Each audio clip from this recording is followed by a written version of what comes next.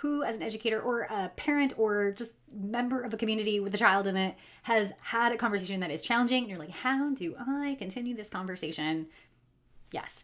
So we're going to give you a framework today, something that Kara Prenikoff and I came up with to support actually preschool students talking about socioeconomic status in their communities. And this works for, I think, all topic areas and all ages. So here we go. Let's take a look. Here we go. Here is our template that I will link to in the description of this video as well. But here is kind of some scripts to keep talking. And so we are inspired by the work of like Dr. Becky Kennedy, thinking about how scripts can be very supportive to family members, caretakers, parents, right? And we want to kind of talk about this too. So as we kind of go through, let's take a look. So appreciate. This is the very first thing we need to do. We need to appreciate, wow, thanks so much for bringing that up with me. That is an interesting thing to think about.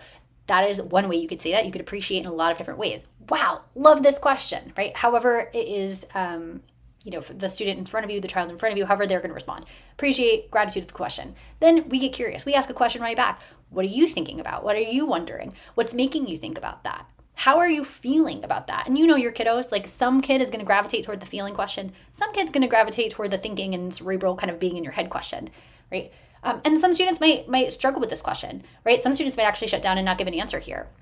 But being able to construct a question and even just model the asking of the question in response, like totally valuable, even if the student doesn't respond right away. And so I think, from there, after we appreciate and kind of ask a question back or kind of prompt the student in some way to continue thinking about this.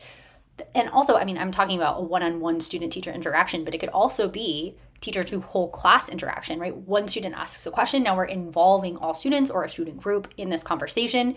Totally valuable to get curious because maybe the student who asked the question initially is not the student who responds, but it's someone else. Then, in this in-between kind of get curious follow-up, this is where, you use your brilliant teacher self. And we have a lot of other videos on this piece, like how to cultivate this and create a space where students have as heightened as possible a sense of perceived safety in the class with you and the culture you've built. And then what we want to do is we want to make sure that we follow up later. So continue the learning and thinking. So gather some resources. For little kids, it might be picture books. For older kids, it might be like a news clip or a documentary or a podcast or, whatever.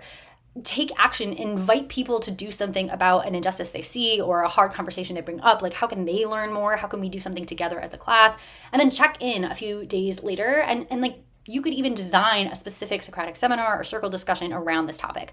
Now, the other thing I'm going to name is like down here, there's this section on self-talk. So when we're in the middle of these conversations, a lot of times what happens is we're like, whoa, and let me zoom in a little bit here. We are thinking to ourselves, this is really a challenge for me. This is out of my comfort zone. And this is something that we want to make sure that you have the support to kind of talk yourself through, to stay in the conversation, to stay present. So for example, I don't need to have all the answers. If you're like, oh my gosh, I don't know what to say. I've never had this conversation before. I don't have facts at the ready. All you need to do is listen. All you need to do is welcome the question and appreciate their curiosity, right? And then the most important thing that you can say or think to yourself is, my kid, my student is coming to me with these questions. Great. I'd rather have them do that than like go online and be radicalized, by white supremacists or something, right? Like we need to have these students come to us in these containers for care that we have constructed in our classrooms, in our schools. I can feel uncomfortable and stay in the conversation, right? A both and.